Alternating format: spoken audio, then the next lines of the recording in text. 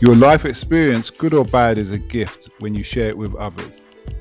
At Taxi Chronicles, we allow real riders with real stories to share their gift. So hopefully this episode will intrigue, enhance or inspire you. Don't forget to like, share and subscribe. Morning. Yes, we're back with another episode, another rider. Today I'm happy. I'm very, very happy. We've got LadBible in the house. Now, for those LadBibleTV, for those people who don't know what it is, it's a British YouTube channel, but they're on other social media channels. And someone sent me a link this morning, and I've watched about 5 or 6 different episodes. But it's different from the link on YouTube. It's different to the one on Instagram. Instagram, that's more funny. The YouTube is more serious. I did say if they'd done the more serious, I've seen them more serious from the start, I'd have been following them religiously, which I've been having a pop after him. But anyway, without further ado, nice to have you here today, mate. What's happening? How are we? I'm okay. I really like your show. It was one podcaster to another. Avid follower now. I've seen this channel. Yeah. So tell me, what is LadBible all about? Explain it to me. So LadBible, basically what we're all about is, because we're a massive youth publisher, we cover half of 16 to 35s in the UK. So it's basically trying to cater to every audience, obviously, because you've said there. Well, mid-40s. Yeah. Oh, wow, you're bragging. But so we've got a bit of everything for everyone. Obviously, you've seen on the YouTube channel, we've got our original shows, which is shot by our in-house studio team. So that type of content is called our long form content, and that goes on YouTube, and that's where it's the more serious interviews and stuff like that. But we've also got our snack wars and stuff like that, which is just like different celebrities trying different snacks and stuff like that. But then obviously we've got to cater to the other social side of like just your day to day. So that's on our Instagram, on our Twitter, on our Facebook and stuff like that. And that's mainly what I do. I mainly cover the people who go viral, and that's who I interview. Okay. Because I'm a presenter for Lad. Yeah. Okay, that's great. I suppose when I think of it now, the real money is like I saw some TikTok video. Yeah. And it's this woman. She's got a saucepan on her head, 2 kind of cones on her breasts, and clean for wrap round. Yeah. And what's a cheese grater on her front? And she's got these 2 wooden spoons, and she goes ding ding ding ding zing. Oh my god. You know, I'm laughing like I just saw it yesterday, a minute ago. I watched that clip so many times. I laughed so much. You know how much views she's got? Go on.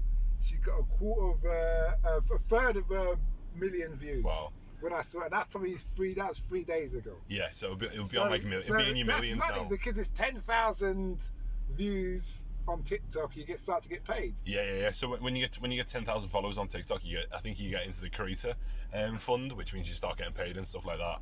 But to be fair, like as I say, we repost a lot of those TikToks and short form content because that's the way things is at the minute. Because people aren't sitting down as much and watching long videos like that because people just haven't got the time, or they're just so used to watching TikToks, which are only like 15 seconds. So that's just what people want to see nowadays. And now like people my age, I'm only 22. People my age are just so used to just seeing short form content. That's all they want to watch. I didn't realise how addictive TikTok was. I only come on there the other day, but I noticed that 30-second or whatever it is rule. You're just like, okay. It grips you, and then you got to say, oh, I'll stop watching. Oh, let me just watch this one. No, you've got to stop now, otherwise you won't stop. Yeah, well, the reason why it's so addictive as well, so the way they built, they started it on on Facebook, how they were organising the user interface for the app. So they built it off slot machines. So when you pull a slot machine, obviously gambling, very addictive. When you pull a slot machine, you're doing that. You're pulling it down. Now, what do you do when you refresh your feed? You pull it down, and then when you pull it down, you're looking for new content. So it's that same thing. And TikTok's got it on lock because every time you swipe, you're looking, oh, is the next video going to be good? Oh, is the next video going to be good? And that's why it's so addicting, because it's so fast paced. You're getting quick hits of serotonin from from funny stuff, and that's why it's so addictive, because it's based off slot machines. It's like all old school stuff, just like different. Because I was thinking, what's the difference between Instagram and TikTok? And the only difference is the way you swipe. Yeah, and the shorter videos on TikTok. On TikTok, it's short, and also it covers your whole screen as well. And there's no like, and the differences between Instagram and TikTok is Instagram's more lifestyle, like people want to paint the best picture of themselves, where TikTok everyone's just having a laugh and they're not bothered, like, and stuff like that. And you get more, and on TikTok it's easier to get bigger when you're like, say, because obviously Instagram's full of celebrities and stuff like that, whereas TikTok you can be anybody and get really big off nothing, which is why it's gone so big so fast, because everyone's looking for that hit of fame, aren't they, really? There's a lot of money involved. So I've seen they're talking about the top earners in TikTok in the thing, and I was like, whoa, there's like 2.7, 2.3 million, all of this stuff. I was like, I wonder if that's in the month, or if that's in, you know, no, in a month. Over the time. Top earners, definitely doing. In a month, you get 2.3 million. Yeah, I reckon people will pull in. Like if you're looking at the influencers that live in like LA and stuff like that, they'll be pulling in easy $2 million a month. But that's just from brand deals and stuff like that, because you can get to a stage now where the top TikTokers can like just upload one video and get $500,000 for it, just because they've got 100 million followers or something like that. And then 100 million followers? There's people with over 100 million followers on the app, and they can get like £500,000 just from whether it's a makeup brand or something like that promoting a new product, and that's how much they can get. I interviewed a lady the other day. She works for a makeup brand. She didn't say what one, because she did the interview, and she was saying she has 700 people on her account. It's either for Instagram or TikTok. They got Instagram, YouTube, and TikTok. She said YouTube's kind of dying in that sense. You kind of got the older generation like myself who more into sit down, learn, understand, or hear a real in-depth story. But she said TikTok are getting paid so much. But she said it went from 300 to 500 to 700, like that. 700 different influencers she's dealing with. And she get, you get paid up to like 20 grand for a 30-second post. Yeah. I can't believe it. That's crazy. And as I say, when you're dealing with because especially with the rise of TikTok, there's so many more influencers now. So like it's a bit supply and demand, like, because there's so much supply of like influencers, like you can drop the price a bit. But like, because on some of them, I remember seeing something the other day where like for a story post on Instagram, there was this influencer called Zoella, who's a big YouTuber, and like she was turning away deals for like 100k for one story, because like she just there's so much demand for stuff like that, they can just turn away 100k for stories, because they'll get someone else will give them 200k or something like that. So it's just stupid amounts of money in the game. Unbelievable. So tell us, I love this LadBibleTV. Tell us more about this. What have you, as a presenter? Presenter, yeah. As a presenter, what have you learned that you wish you knew when you started?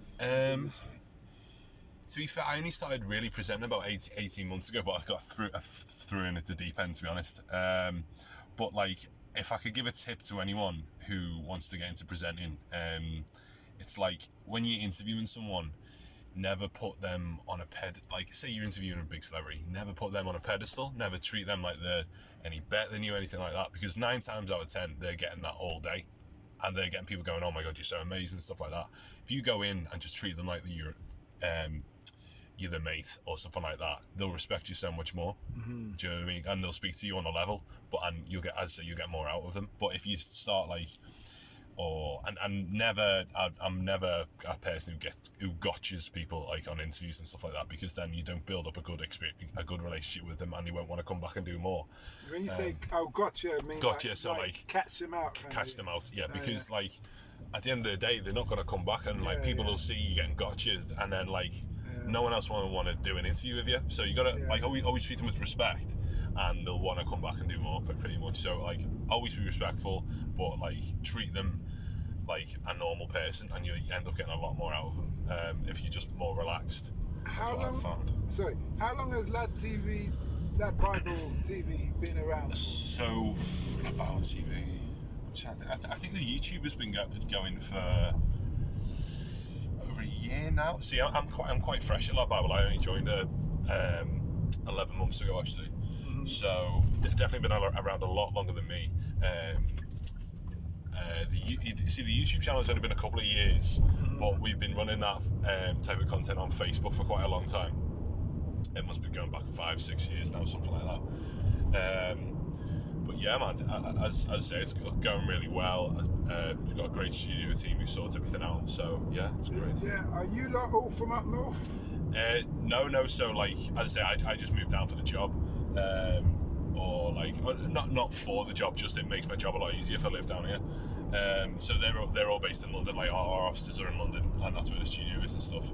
So I love your studio setup for that YouTube thing. Yeah. I was gonna mimic it. Obviously, use different colours, but I love that like that dark silhouetted kind of lighting. Yeah. When you can just see the person and the rest kind of fades away. Exactly, and like, it's more serious as well. Yeah, it's really. Because that's Minutes With. Yeah. So Minutes With is more of a, like I say, a serious type of video where you get to know the person or get to know the stories and get to know sort of like the things that if we either do celebrities or we do people with really interesting stories or jobs, and then you just get to know them a bit more and like maybe ask the questions that you don't usually get asked. It's a lot more personal than the rest of the formats. Is it hard? I don't know if this comes into your line of work, reaching out to these celebrities. Do they find you? Do you find them? It's usually through say if they're promoting something, promoting a movie or stuff like that, they'll want to be in the press, so they'll come to us. Yeah. So when you're, and considering you've just been around for a year, that's no. LadBible's been around for like 10 years. Oh, is it? Yeah, LadBible's about 10 years. Yeah. So we've got 40 million on Facebook, on LadBible, 40 million on Unilad, and then 11 million on the Instagram. So you've got a whole nation. Yeah, pretty much. That's like the whole of the cow. Yeah. Yeah, I hear you saying that. That's real deep. So, what does the future hold for you in presenting? What does the future hold for me? Because like I don't just do presenting. That's just one part of my job. I work inside the business, as I say, on when we do branded content with brands and stuff like that, which is basically just sponsored content. Presenting, I don't know. I'm very much let stuff happen kind of person. As long as I keep grinding and stuff like that, and then I'll see where I am in the future.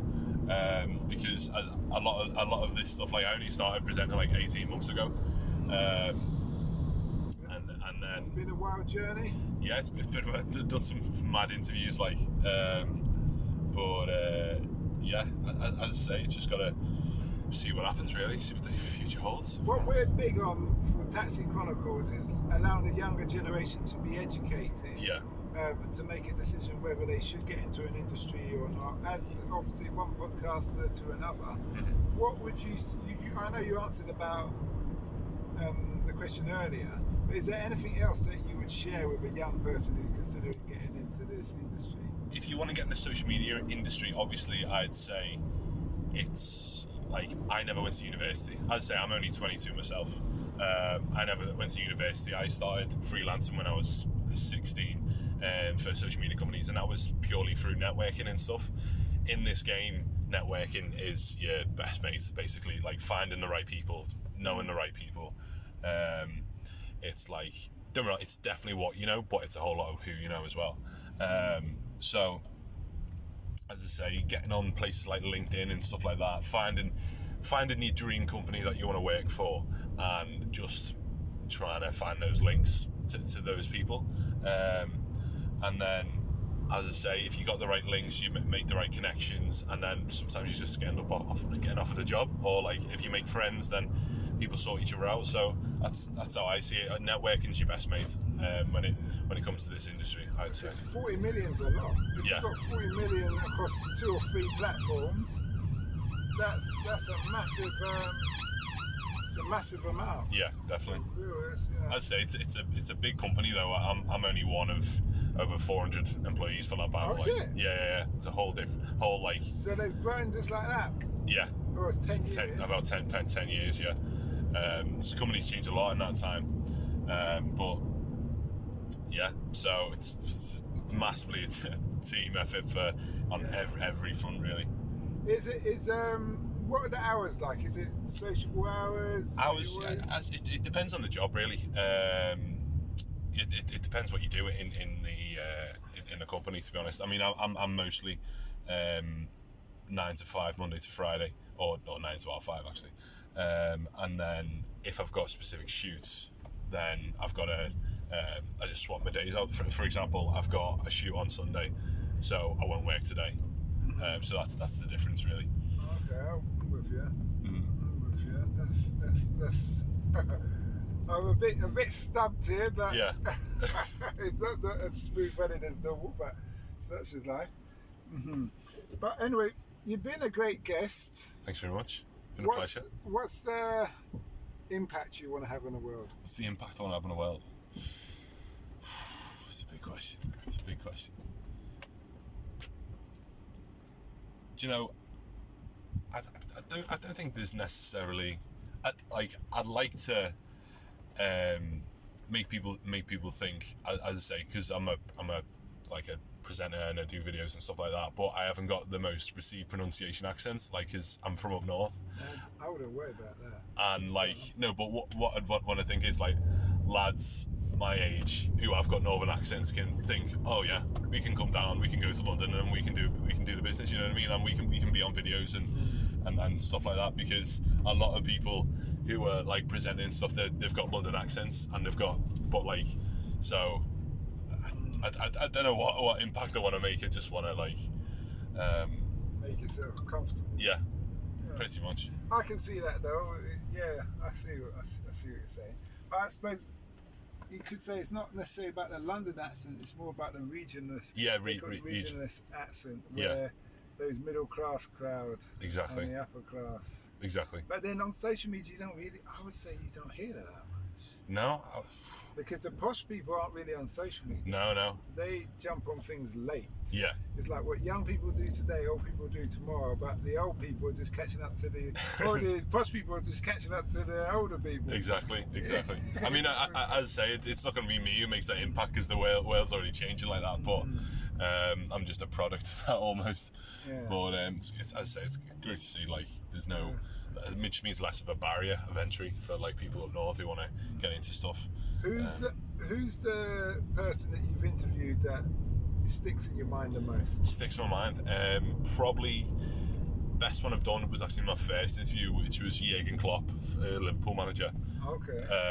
Where we played Ludo, a board game at Anfield, and it was just such a because I'd seen him on interviews before, and he was such a happy, proper buzzing guy, and I wanted to see if he was actually like that in person, and he was like that in person, really easy to talk to, and because it was my first interview and I was a bit nervous before it, he was just put me at ease straight away, which was great, and he was just a really sound guy, and he was just nice to speak to, and obviously I'm an Everton fan myself when it comes to football, but